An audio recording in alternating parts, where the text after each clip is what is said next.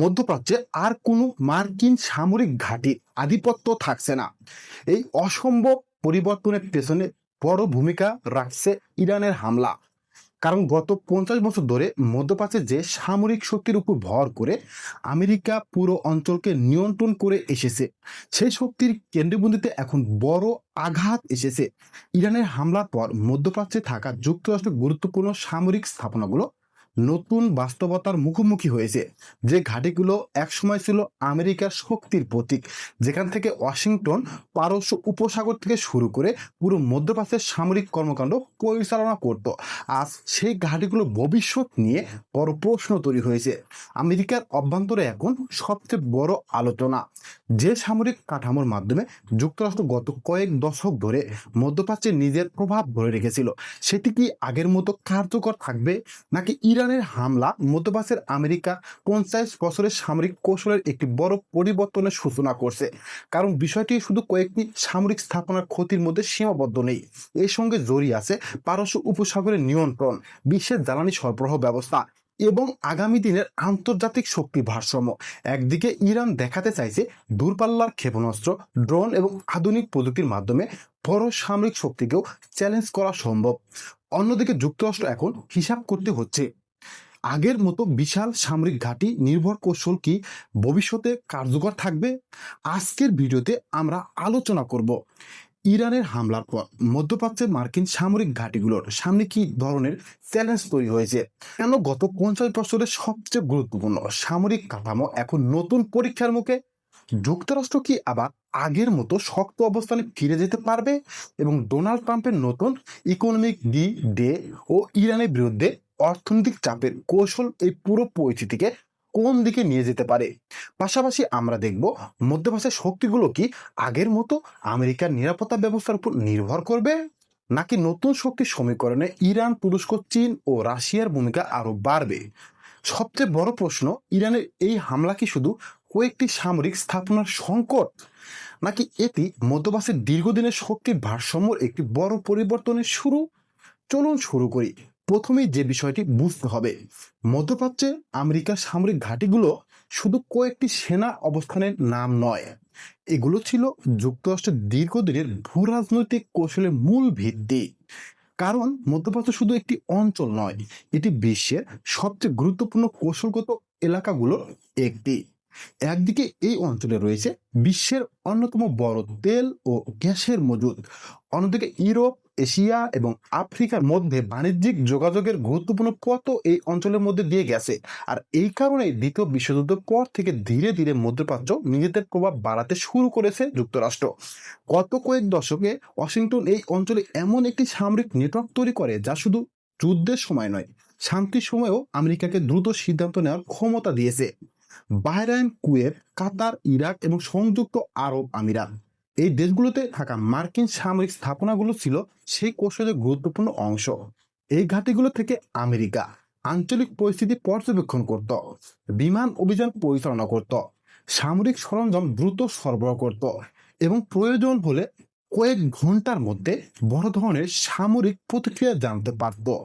অর্থাৎ মধ্যপ্রাচ্য আমেরিকার শক্তি শুধু অস্ত্র বা সেনার সংখ্যার উপর নির্ভর করত না, এর পেছনে ছিল একটি বিশাল সামরিক অবকাঠামো। এই অবকাঠামোর কারণে যুক্তরাষ্ট্র দীর্ঘদিন ধরে পারস্য উপসাগরীয় অঞ্চলে নিজের প্রভাব ধরে রাখতে পেরেছে। কিন্তু এখানেই শুরু হয়েছে নতুন বাস্তবতা, কারণ যুদ্ধের ধরন বদলে গেছে। একসময় একটি দেশের সামরিক শক্তি নির্ভর করত কত বড় সেনাবাহিনী আছে, কত বেশি যুদ্ধ বিমান আছে, কত বড় সামরিক ঘাঁটি আছে। কিন্তু বর্তমান যুগে যুদ্ধের হিসাব পাল্টে দিয়েছে প্রযুক্তি, ড্রোন, দূরপাল্লার ক্ষেপণাস্ত্র এবং আধুনিক নজরদারি প্রযুক্তি এখন বড় সামরিক শক্তির জন্য নতুন চ্যালেঞ্জ তৈরি করেছে। আজ একটি দেশ তার প্রতিপক্ষের উপর চাপ তৈরি করতে পারে, এমনকি তার সামরিক অবকাঠামোকে লক্ষ্যবস্তু বানানোর সক্ষমতা অর্জন করতে পারে। আর এই পরিবর্তিত যুদ্ধ বাস্তবতায় যুক্তরাষ্ট্রের পুরনো কৌশলের সামনে সবচেয়ে বড় প্রশ্ন তৈরি করেছে। কারণ একটি বিষয় পরিষ্কার, শুধু বড় সামরিক ঘাঁটি থাকলেই এখন আর কোনো আঞ্চলিক নিয়ন্ত্রণ করা সহজ নয়। সেই ঘাঁটিগুলো কতটা নিরাপদ, কত দ্রুত হামলার পর পুনরুদ্ধার করা যায় এবং কতটা ব্যয় করে সেগুলো ধরে রাখা সম্ভব, এগুলো এখন সমান গুরুত্বপূর্ণ। আর এখানে ইরানে হামলার পর নতুন আলোচনা শুরু হয়েছে, কারণ প্রশ্ন উঠছে যে সামরিক ঘাঁটিগুলো গত 50 বছর ধরে আমেরিকার শক্তির প্রতীক ছিল, আধুনিক যুদ্ধের এই নতুন যুগে সেগুলো কি আগের মতো কার্যকর থাকবে, নাকি যুক্তরাষ্ট্রকে এখন সম্পূর্ণ নতুন সামরিক কৌশলের দিকে যেতে হবে? আর এই প্রশ্নের উত্তরে নির্ধারণ করবে মধ্যপ্রাচ্যের আগামী দিনের শক্তির ভারসাম্য। কিন্তু এখানেই পরিস্থিতির সবচেয়ে গুরুত্বপূর্ণ পরিবর্তনটি এসেছে, কারণ আধুনিক যুদ্ধ এখন আর আগের মতো নেই। একসময় সামরিক শক্তি বলতো বোঝানো হতো বড় সেনাবাহিনী, বিশাল বিমানবহর এবং শক্তিশালী সামরিক ঘাঁটি। কিন্তু বর্তমান যুগে যুদ্ধের সবচেয়ে বড় অস্ত্র হয়ে উঠেছে প্রযুক্তি, বিশেষ করে ড্রোন, দূরপাল্লা ক্ষেপণাস্ত্র এবং নির্ভুল লক্ষ্যভেদী আক্রমণের সক্ষমতা এখন যুদ্ধের পুরো হিসাব পরিবর্তন করে দিয়েছে।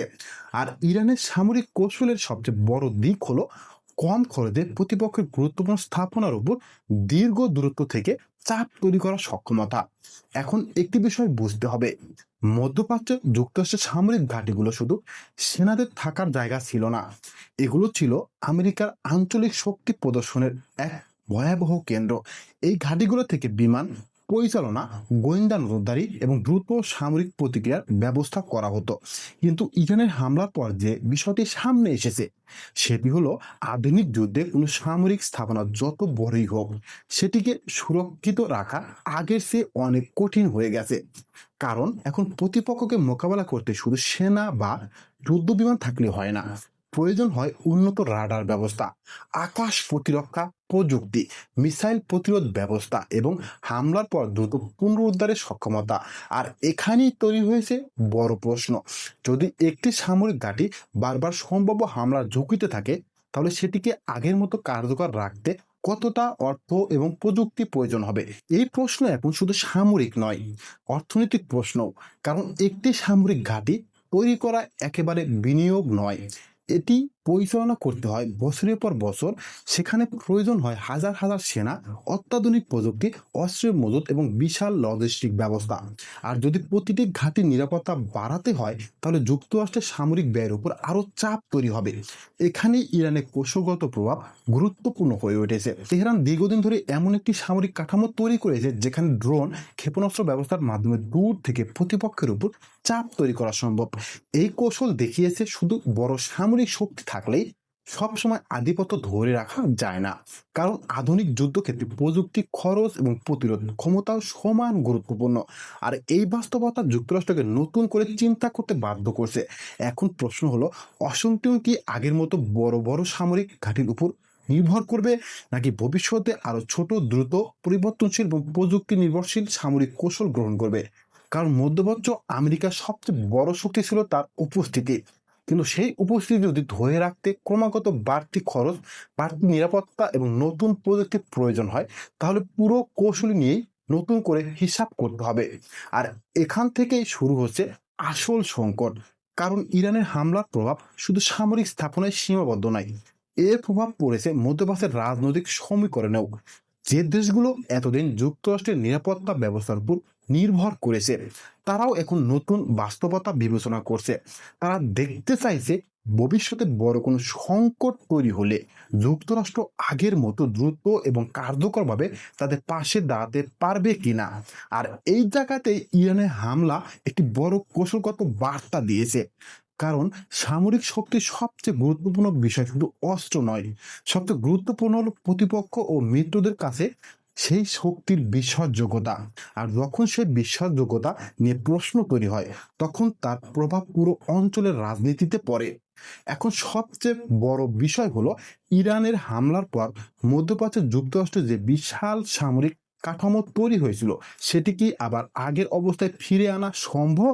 কারণ একটি সামরিক ঘাঁটি শুধু কিছু ভবন, রানওয়ে বা সেনা থাকার জায়গা নয়, একটি বড় সামরিক ঘাঁটির পেছনে থাকে দশকের পর দশকের পরিকল্পনা, বিলিয়ন ডলারের বিনিয়োগ, অত্যাধুনিক প্রতিরক্ষা ব্যবস্থা, গোয়েন্দা প্রযুক্তি, অস্ত্রের মজুত এবং হাজার হাজার সেনার জন্য দীর্ঘমেয়াদী সরবরাহ ব্যবস্থা। তাই কোনো সামরিক স্থাপনা ক্ষতিগ্রস্ত হলে সেটিকে আগের অবস্থায় ফিরিয়ে আনা শুধু নির্মাণের বিষয় নয়, এর অর্থ হলো পুরো নিরাপত্তা কাঠামো আবার নতুন করে তৈরি করা। আর এখানেই যুক্তরাষ্ট্রের সামনে সবচেয়ে বড় চ্যালেঞ্জ তৈরি হয়েছে। কারণ গত কয়েক দশক ধরে মধ্যপ্রাচ্যে আমেরিকার কৌশল ছিল বড় সামরিক উপস্থিতি বজায় রাখা এবং প্রয়োজন হলে দ্রুত শক্তি প্রয়োগ করা। কিন্তু এখন প্রশ্ন হচ্ছে, এই একই কৌশল কি ভবিষ্যতেও কার্যকর থাকবে? কারণ আধুনিক যুদ্ধের বাস্তবতা দেখিয়ে দিয়েছে বড় সামরিক ঘাঁটি থাকলে সেটি সবসময় নিরাপদ থাকবে না, এমন নিশ্চয়তা আর নেই। একটি ঘাঁটি পুনর্গঠন করতে হলে শুধু অবকাঠামো তৈরি করলেই হবে না, তার সঙ্গে প্রয়োজন হবে আরো শক্তিশালী আকাশ প্রতিরক্ষা ব্যবস্থা আর বেশি নিরাপত্তা ব্যবস্থা এবং আরো বড় সামরিক ব্যয়। আর এখানেই যুক্তরাষ্ট্রের সামনে তৈরি হয়েছে দ্বিতীয় বড় সংকট, অর্থনৈতিক চাপ। কারণ একই সময়ে ওয়াশিংটনকে একদিকে মধ্যপ্রাচ্য নিজের সামরিক অবস্থান ধরে রাখতে হচ্ছে, অন্যদিকে ইরানের বিরুদ্ধে নতুন অর্থনৈতিক চাপের কৌশলও চালাতে হচ্ছে। ডোনাল্ড ট্রাম্প প্রশাসন ইকোনমিক ডি ডে এবং ইরানের বিরুদ্ধে কঠোর নিষেধাজ্ঞা পরিকল্পনার মূল লক্ষ্য হলো তেহরানের অর্থনৈতিক সক্ষমতা কমিয়ে দেওয়া, ইরানের তেল রপ্তানি, আন্তর্জাতিক বাণিজ্য এবং আর্থিক যোগাযোগের উপর চাপ তৈরি করায় এই কৌশলের অন্যতম অংশ। কিন্তু এখানেই তৈরি হয়েছে বড় সাসপেন্স। ইরানের উপর চাপ তৈরি করতে গিয়ে যুক্তরাষ্ট্রকে কি একই সঙ্গে সামরিক ব্যয়ও বাড়াতে হবে? আর যদি বাড়াতে হয় তাহলে দীর্ঘমেয়াদী এই কৌশল কতটা টেকসই হবে? কারণ একটি বিষয় পরিষ্কার, সামরিক শক্তি শুধু অস্ত্র দিয়ে টিকে থাকে না, এর পেছনে প্রয়োজন শক্তিশালী অর্থনীতি। আর যখন কোনো দেশের উপর একই সঙ্গে সামরিক ও অর্থনৈতিক চাপ তৈরি হয় তখন তার কৌশলগত সিদ্ধান্ত আরো কঠিন হয়ে পড়ে। অন্যদিকে ইরানও বুঝতে পারছে সরাসরি সামরিক সংঘাতের পাশাপাশি অর্থনৈতিক লড়াইও এই সংঘাতের একটি গুরুত্বপূর্ণ অংশ। তাই তেহরান চেষ্টা করছে নিজের আঞ্চলিক সম্পর্ক, বাণিজ্যিক যোগাযোগ এবং কূটনৈতিক অবস্থান আরো শক্তিশালী করতে। আর এখানেই মধ্যপ্রাচ্যের রাজনীতি নতুন মোড়ে দাঁড়িয়েছে। কারণ প্রশ্ন শুধু এই নয় যে যুক্তরাষ্ট্র কতগুলো ঘাঁটি পুনর্গঠন করতে পারবে, প্রশ্ন হলো আগের মতো সেই ঘাঁটিগুলোর মাধ্যমে কি আবারও পুরো অঞ্চলের উপর একই ধরনের প্রভাব ধরে রাখতে পারবে, নাকি মধ্যপ্রাচ্যের দেশগুলো এখন নতুন নিরাপত্তা সমীকরণের দিকে এগিয়ে যাবে। কারণ গত 50 বছরের সবচেয়ে বড় পরিবর্তন হতে পারে এখানেই। যে অঞ্চলে একদিন একটি বড় শক্তির সামরিক উপস্থিতি ছিল সবচেয়ে বেশি গুরুত্বপূর্ণ বিষয়, সেখানে এখন প্রযুক্তি, আঞ্চলিক জোট এবং অর্থনৈতিক শক্তিও সমান গুরুত্বপূর্ণ হয়ে উঠেছে। আর এই পরিবর্তনের প্রভাব শুধু মধ্যপ্রাচ্যের নয়, পুরো বিশ্বের শক্তির ভারসাম্যের উপর বড় প্রভাব পড়তে পারে। কিন্তু এখানেই শেষ নয়, কারণ মধ্যপ্রাচ্য মার্কিন সামরিক কাঠামোর সামনে যে নতুন চ্যালেঞ্জ তৈরি হয়েছে তার সবচেয়ে বড় প্রভাব পড়েছে এই অঞ্চলের রাজনৈতিক সমীকরণে। গত কয়েক দশক ধরে মধ্যপ্রাচ্যের অনেক দেশ তাদের নিরাপত্তার জন্য যুক্তরাষ্ট্রের উপর নির্ভর করেছে। আমেরিকার সামরিক ঘাঁটি, প্রতিরক্ষা চুক্তি এবং নিরাপত্তা সহযোগিতা ছিল এই অঞ্চলের শক্তির ভারসাম্যর অন্যতম ভিত্তি। কিন্তু এখন পরিস্থিতি বদলাচ্ছে, কারণ মধ্যপ্রাচ্যের দেশগুলো বুঝতে পারছে শুধু একটি দেশের উপর নির্ভর করে দীর্ঘমেয়াদী নিরাপত্তা নিশ্চিত করা খুবই কঠিন। আর এই জায়গাতে ইরানের ভূমিকা নতুন করে আলোচনায় এসেছে। ইরান দীর্ঘদিন ধরে বলে আসছে মধ্যপ্রাচ্যের নিরাপত্তা এই অঞ্চলের দেশগুলো নিজেদের উদ্যোগে তৈরি হওয়া উচিত। তেহরানের অবস্থান হলো বাইরের শক্তির সামরিক উপস্থিতি যত বেশি থাকবে তত বেশি আঞ্চলিক উত্তেজনা তৈরি হবে। আর এখানে ইরান শুধু সামরিক সক্ষমতার উপর নয়, কূটনীতিক সম্পর্ক বাড়ানোর উপর গুরুত্ব দিচ্ছে। অন্যদিকে তুরস্ক মধ্যপ্রাচ্যের নতুন সমীকরণে একটি গুরুত্বপূর্ণ শক্তি হিসেবে উঠে এসেছে। তুরস্কের রয়েছে শক্তিশালী সামরিক বাহিনী, নিজস্ব প্রতিরক্ষা শিল্প এবং আঞ্চলিক প্রভাব, বিশেষ করে ড্রোন প্রযুক্তি, প্রতিরক্ষা উৎপাদন এবং বিভিন্ন অঞ্চলিক কূটনৈতিক সক্রিয়তার কারণে আঙ্কারা এখন আগের চেয়ে অনেক বেশি গুরুত্বপূর্ণ ভূমিকা পালন করছে। তুরস্কের লক্ষ্য শুধু সামরিক শক্তি বৃদ্ধি নয়, বরং মধ্যপ্রাচ্য ও আশেপাশের অঞ্চলে নিজের প্রভাব বাড়ানো। অন্যদিকে সৌদি আরব ও উপসাগরের দেশগুলো নিজেদের কৌশল নতুন করে সাজাতে শুরু করেছে, কারণ তারা একদিকে যুক্তরাষ্ট্রের সঙ্গে সম্পর্ক বজায় রাখতে চায়, অন্যদিকে ইরান, চীন এবং অন্যান্য আঞ্চলিক শক্তির সঙ্গে যোগাযোগ বাড়াচ্ছে। এই পরিবর্তনের সবচেয়ে বড় উদাহরণ হলো মধ্যপ্রাচ্যের দেশগুলো এখন একাধিক শক্তির সঙ্গে ভারসাম্যপূর্ণ সম্পর্ক তৈরি করার চেষ্টা করছে। আর এখানে চীনের ভূমিকা গুরুত্বপূর্ণ হয়ে উঠেছে, কারণ চীন যুক্তরাষ্ট্রের মতো বিশাল সামরিক ঘাঁটি তৈরি না করেও মধ্যপ্রাচ্যের নিজস্ব প্রভাব বাড়িয়েছে। তেল আমদানি, বাণিজ্য, অবকাঠামো বিনিয়োগ এবং কূটনীতিক সম্পর্কের মাধ্যমে বেইজিং এই অঞ্চলে শক্তিশালী অবস্থান তৈরি করেছে। ইরানের ক্ষেত্রেও চীন একটি গুরুত্বপূর্ণ অংশীদার। পশ্চিমা নিষেধাজ্ঞার মধ্যেও ইরান তার অর্থনৈতিক সম্পর্ক ধরে রাখার চেষ্টা করছে এবং চীনের সঙ্গে বাণিজ্যিক যোগাযোগ সেই কৌশলের গুরুত্বপূর্ণ অংশ। অন্যদিকে রাশিয়াও মধ্যপ্রাচ্যে নিজের কৌশলগত অবস্থান ধরে রাখতে চায়। সামরিক সহযোগিতা, প্রতিরক্ষা সম্পর্ক এবং ভূ রাজনৈতিক স্বার্থের কারণে মস্কোর উপস্থিতি এই অঞ্চলে অত্যন্ত গুরুত্বপূর্ণ। ফলে বর্তমান পরিস্থিতি আরো শুধু যুক্তরাষ্ট্রের বনাম ইরানের মধ্যে সীমাবদ্ধ নেই, এখন এটি হয়ে উঠেছে বড় শক্তিগুলোর প্রভাব বিস্তারের একটি নতুন প্রতিযোগিতা। একদিকে যুক্তরাষ্ট্র তার দীর্ঘদিনের প্রভাব ধরে রাখতে চাইছে, অন্যদিকে ইরান, তুরস্ক, চীন, রাশিয়া নিজেদের অবস্থান আরো শক্তিশালী করছে। আর এই পরিবর্তনের সবচেয়ে বড় প্রভাব পড়েছে মধ্যপ্রাচ্যের দেশগুলোর সিদ্ধান্তে। আগে যেখানে নিরাপত্তার জন্য প্রধানত ওয়াশিংটনের দিকে তাকাতে হতো, এখন তারা একাধিক বিকল্প বিবেচনা করছে। কারণ বিশ্ব রাজনীতিতে একটি বড় পরিবর্তন হচ্ছে। এখন শুধু সামরিক শক্তি দিয়ে প্রভাব ধরে রাখা অত্যন্ত কঠিন, প্রয়োজন অর্থনৈতিক শক্তি, প্রযুক্তি, কূটনৈতিক সম্পর্ক এবং আঞ্চলিক গ্রহণযোগ্যতা। আর এই নতুন বাস্তবতাই যুক্তরাষ্ট্রের সামনে সবচেয়ে বড় চ্যালেঞ্জ তৈরি করেছে। কারণ আগামী দিনের মধ্যপ্রাচ্যের প্রশ্ন শুধু এটি নয় যে কার কাছে সবচেয়ে বেশি অস্ত্র আছে, প্রশ্ন হলো কার কৌশল দীর্ঘমেয়াদী টিকে থাকবে। কারণ প্রভাব মানুষ ও রাষ্ট্রগুলোর কাছে গ্রহণযোগ্য হতে হবে। আর এই নতুন প্রতিযোগিতার মধ্যে যুক্তরাষ্ট্রকে তার মধ্যপ্রাচ্যের নীতি নতুন করে সাজাতে হচ্ছে। কিন্তু মধ্যপ্রাচ্যের এই সংঘাত শুধু সামরিক ক্ষেত্রে সীমাবদ্ধ নেই, এর আরেকটি বড় দিক হলো অর্থনৈতিক যুদ্ধ। কারণ ডোনাল্ড ট্রাম্প প্রশাসন ইরানের বিরুদ্ধে শুধু সামরিক চাপ নয়, অর্থনৈতিক চাপও বাড়ানোর কৌশল নিয়েছে। লক্ষ্য একটাই, ইরানের অর্থনৈতিক সক্ষমতাকে দুর্বল করা, তেল রপ্তানির উপর চাপ তৈরি করা এবং আন্তর্জাতিক বাণিজ্য ব্যবস্থায় তেহরানের সুযোগ সীমিত করা।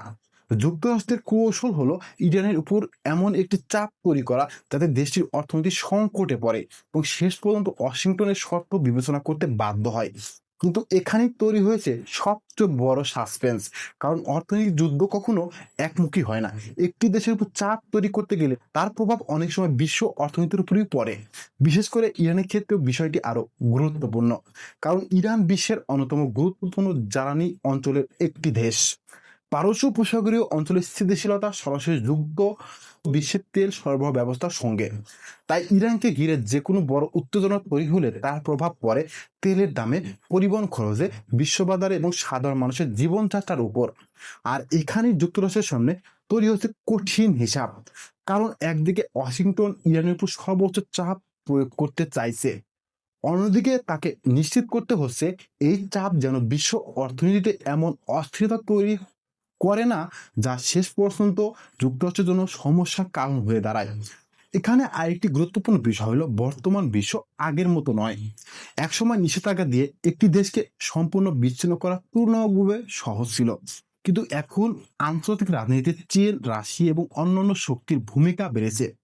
ইরানও এই পরিবর্তিত বাস্তবতার মধ্যে নিজের কূটনৈতিক ও অর্থনৈতিক সম্পর্ক ধরে রাখার চেষ্টা করছে। ফলে প্রশ্ন উঠছে, যুক্তরাষ্ট্রের অর্থনৈতিক চাপ কি ইরানকে দুর্বল করতে পারবে, নাকি এই নিষেধাজ্ঞার লড়াই দীর্ঘমেয়াদী সংঘাতে পরিণত হবে। কিন্তু ইতিহাস অনেক সময় দেখা গেছে একটি শক্তি যখন নিজের প্রভাব ধরে রাখতে সবচেয়ে বেশি চেষ্টা করে তখনই তার সামনে সবচেয়ে বড় পরীক্ষা আসে। আজ ডোনাল্ড ট্রাম্পের সামনে সেই পরীক্ষায় দাঁড়িয়ে আছে। তিনি ইরানকে চাপে ফেলে আমেরিকার শক্তি প্রদর্শন করতে চেয়েছিলেন, কিন্তু বাস্তবতা হলো এই সংঘাত এখন শুধু ইরানের উপর চাপ নয়, বরং আমেরিকার কৌশলকেও প্রশ্নের মুখোমুখি দাঁড় করিয়েছে। কারণ মধ্যপ্রাচ্যের লড়াই এখন শুধু সামরিক শক্তির নয়, এটি প্রযুক্তির লড়াই, অর্থনীতির লড়াই এবং রাজনৈতিক প্রভাবের লড়াই। ইরান দেখাতে চাইছে একটি দেশকে শুধু নিষেধাজ্ঞা দিয়ে দুর্বল করা যায় না, আর যুক্তরাষ্ট্রকে এখন প্রমাণ করতে হবে এর মতো বিশ্ব নেতৃত্ব ধরে রাখার সক্ষমতা তাদের আছে কিনা। তাই এই সংঘাতের সবচেয়ে বড় প্রশ্ন, ইরান কি শুধু একটি সামরিক চ্যালেঞ্জ তৈরি করেছে, নাকি এটি ডোনাল্ড ট্রাম্পের নেতৃত্বের জন্য একটি বড় রাজনৈতিক পরাজয়ের প্রতীক হয়ে উঠবে।